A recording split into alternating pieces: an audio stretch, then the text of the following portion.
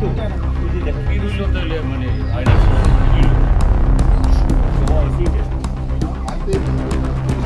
আরে দেখেন টায়ার নিয়ে টায়ার দিয়ে হেল্প করব না এটা প্রচুর এখানে ৫-৭ পুলিশ থাকে ওই যে ব্যাগ এখানে থাকে ৫-৭ আপনাদের চিন্তা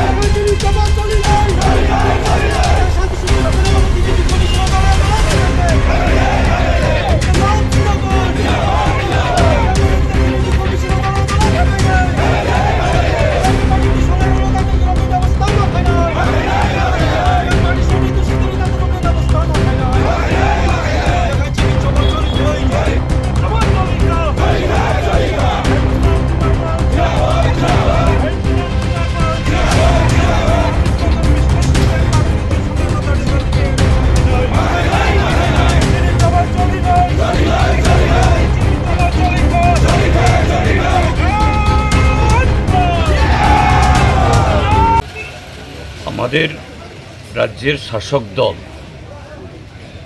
তার বিচ্ছিন্নতার যে চরমে পৌঁছেছে, এ থেকে কীভাবে নিজেদেরকে আড়াল করবে,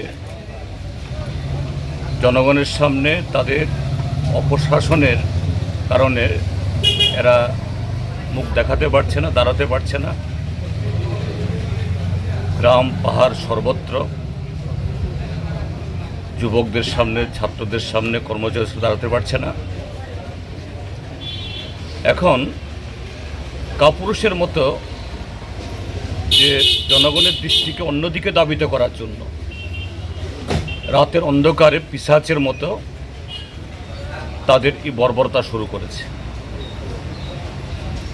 প্রথম এই সাম্প্রতিককালে, এর আগে তো হয়েছে গত 7 বছর ধরে, সাবরুমের সোনাইছড়িতে এরকমভাবেই যখন যে আমাদের পার্টি এবং বিভিন্ন গণসংগঠনের উদ্যোগে কাজ খাদ্যের দাবিতে মানুষ সোচ্চার হচ্ছে, রাতে অন্ধকারে সে পার্টি অফিস পুড়িয়ে দিল।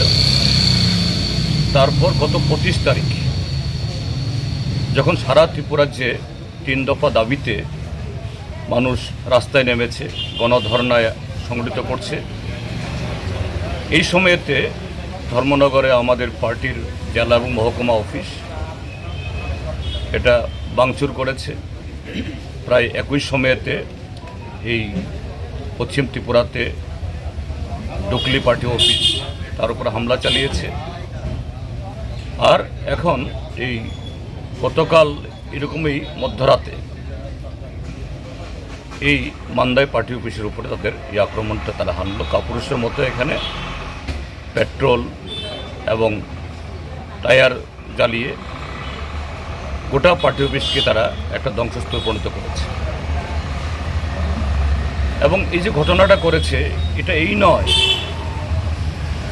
যে প্রশাসন বা আরক্ষা কর্মীরা, আরক্ষা প্রশাসন তাদের নজরে এটা নেই।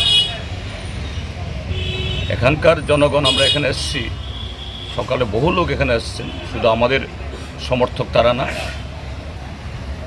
অন্য দলের সমর্থকরাও, মথা আইপিএফটি যারা করেন, স্থানীয়ভাবে যারা এই বিজেপি করেন তারাও, এবং সবাই বলছেন যে জিরানিয়া চম্পকনগর থেকে, সেখান থেকে তাদের লোকজন এসে মোটরসাইকেলে এসে এই পেট্রোল এবং টায়ার নিয়ে এসছে। এখানে ঢুকে এই গেট ভাঙতে পারেনি, পাশে যে টিনের আছে, বেড়া আছে, এটা ভেঙেছে। তারপরে এখানে এসে আবার গেট ভাঙতে হয়েছে। এই পার্টি অফিসের ঠিক সামনেই 50 মিটারের মধ্যে থানা, একটা ব্যাংক, পাশে একটা ব্যাংক, এখানে পুলিশের পাহারা আছে। তার মানে এটা নিঃশব্দে হয়, যে সশব্দে, যে প্রশাসনের কাছে, পুলিশের কাছে অগ্রিম খবর আছে। গতকাল যখন তারা আসলো, তারা টের পেয়েছে, কিন্তু এদেরকে আটকানোর কোনো ব্যবস্থা করেনি। যে আইনের শাসন যে কোথায় আজকে গিয়ে পৌঁছেছে ত্রিপুরা রাজ্যের মধ্যে, এটা জঙ্গলের শাসন, এটা প্রমাণিত। কিন্তু আমরা বলতে চাই, এইভাবে ত্রিপুরা রাজ্যের মানুষের বা গণতন্ত্রের কণ্ঠরোধ করা যাবে না। এতে তাদের দুর্বলতা, এটা আরও বেআব্রু হলো। মানুষের সামনে দাঁড়ানোর, দিনের আলোতে এদের চেহারা দেখানোর যে তাদের হিম্মত নেই, এটা প্রমাণ করল। এবং এতে জনধিক্কার এবং জনবিচ্ছিন্নতা তাদের আরও বাড়বে। গণতান্ত্রিক পথেই সিপিআইএমের মোকাবেলা করবে। এবং যারা এসব করেছে, আমরা এফআইআর করলেও গত 7 বছর যেমন কোনো অপরাধী ধরা পড়ে না, এখনও পড়বে, আমরা সেরকম আশা করি না। কিন্তু যারা দুষ্কৃতী এবং এই দুষ্কৃতির যারা মূল কিংপিন, ঠান্ডা ঘরে বসে যারা এই সমস্ত নির্দেশিকা দিচ্ছেন, তাদেরকে বলে দিচ্ছি, হুঁশিয়ারি করে দিচ্ছি, কেউ রেহাই পাবে না। প্রত্যেককে জবাবদিহি হতে হবে, এই শাস্তি তাদের পেতেই হবে। গত 7 বছর যেমন কোনো অপরাধী ধরা পড়ে না, এখনও পড়বে আমরা সেরকম আশা করি না। কিন্তু যারা দুষ্কৃতী এবং এই দুষ্কৃতির যারা মূল কিংপিন, ঠান্ডা ঘরে বসে যারা এই সমস্ত নির্দেশিকা দিচ্ছেন, তাদেরকে বলে দিচ্ছি, হুঁশিয়ারি করে দিচ্ছি, কেউ রেহাই পাবে না। প্রত্যেককে জবাবদিহি হতে হবে, এই শাস্তি তাদের পেতেই হবে।